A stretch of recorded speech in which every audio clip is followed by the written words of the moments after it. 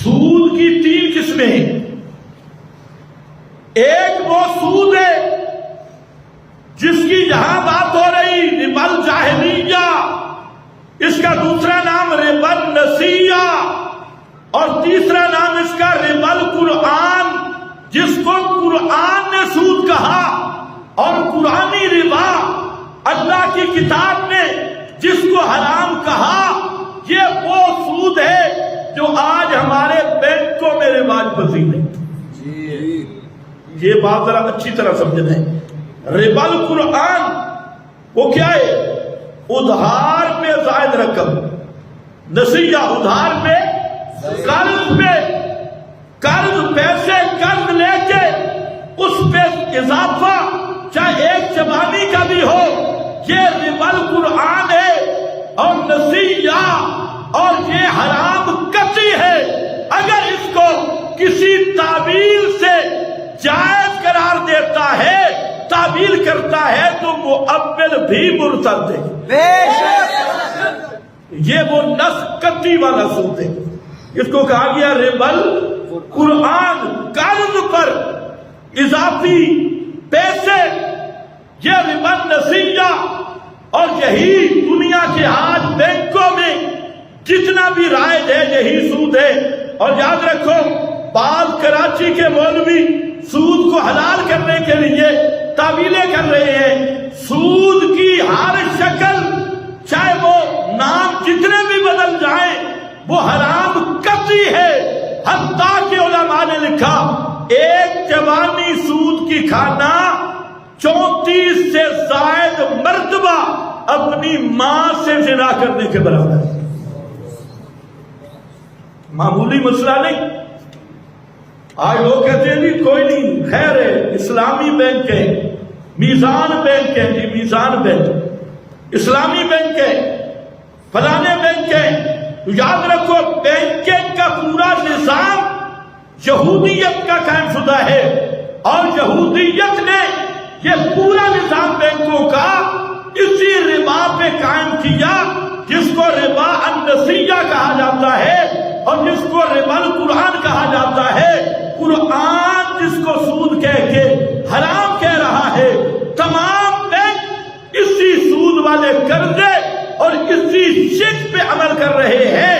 لہذا کوئی آدمی اگر تعویلیں کرتا ہے کسی قسم کی بھی اور اسے جائز قرار کرنے کی کوشش کرتا ہے، تو وہ آدمی مرتد ہوگا اور زندیق ہوگا۔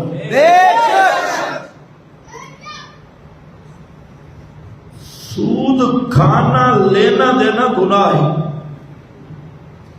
لیکن حلال سمجھنا یہ کفر ہے۔ بولو یہ کیا ہے؟ یہ مجھے پتہ ہے میں کتنی بھاری بات کر رہا ہوں۔ کراچی تک آگ لگ جائے گی، مفتیوں کو بھی آگ لگے گی، لیکن یہ آگ جہاں ہم لگانا چاہتے ہیں، اور قیامت کے دن انشاءاللہ جہنم کی آگ ہوگی ان کے لیے۔ یہ انہیں پتہ ہی نہیں انہوں نے کورس کہاں سے کیے، مولوی کہاں بنے، انہیں ابھی تک سود کا ہی نہیں پتہ۔ اور بھائی سود ربا القرآن یہ وہ قسم ہے جو آج بینکوں میں رائج ہے، آج کا سودی نظام، اور یہ قرآن کی نص قطعی سے حرام ہے۔ اس کو حلال سمجھنا ایسے ہے جیسے کوئی اپنی ماں سے نکاح کو حلال سمجھے۔ حرمت علیکم امہاتکم، جیسے اپنی ماں سے نکاح کی تعبیر کر کے حلال سمجھنے والا مرتد ہے اور واجب القتل ہے، اسی طرح اس سود کو حلال سمجھنے والا کسی مفتی کا فتویٰ دکھا کے یا کسی ملا کا فتویٰ دکھا کے وہ آدمی بھی خالصتاً مرتد ہے۔ ماں سے نکاح کرنا حلال ہے یا حرام ہے؟ بولو حرام۔ اگر کوئی مفتی کوئی شرک بنا دے تو مان جاؤ گے؟ نہیں۔ یہ کیا کہو گے؟ کیوں جی ہم تو ان پڑھ ہیں، فتویٰ آ گئی ہے، چلو مفتی پہ ذمہ داری ہے، کوئی آدمی ماننے کے لیے تیار نہیں ہے۔ لیکن جب سود کو ملا حلال کہتے ہیں، تعویلیں کرتا ہے، اور اسلامی بینک سے، میزان بینک سے، فلانا بینک سے فلانا بینک تعویلیں کرتا ہے، وہاں تو آپ ایمان لے آتے ہیں، اور کیا وہ جی کراچی کا فتویٰ آیا ہوا ہے، فلانا فتویٰ آیا ہوا ہے، تو میں کہتا ہوں جہاں کیوں تعویل پہ جاتے ہو؟ وہاں تمہیں پتا ہے کہ ماں کی حرمت وہ قطعی ہے، وہاں کوئی مفتی کے کہنے سے ماں حلال نہیں ہوگی، اسی طرح کسی مفتی کے کہنے سے یہ سود حلال نہیں ہوگا۔ دوسرا ربا الحدیث ہے، یہ دوسری قسم ہے۔ 6 چیزوں کا پیغمبر کریم نے بیان کیا، جس میں گندم کے بدلے جو کے بدلے کھجور کے بدلے، اور ان 6 چیزیں حدیث میں ہیں، ان کے لیے فرمایا برابر ہوں ان میں، والفضل و ربا، ایک تو نقد و نقد ہوں، دوسرا برابر، تو یہ ہے حدیث سے ربا، اور یہ ربا الحدیث ہے، حدیث سے ثابت شدہ چیزیں وہ 6 ہیں، وہ متعین ہیں۔ یہ سود کی دوسری قسم ہے، اور تیسری قسم سود کی وہ ربا الفقہ ہے، فقہی ربا، کہ یہ جو 6 چیزیں ہیں ان کی علت کیا ہے، وہ علت جہاں پائی جائے گی آگے اضافہ ہوگا، یہ سود ضمنی ہے، یہ سود ضمنی ہے۔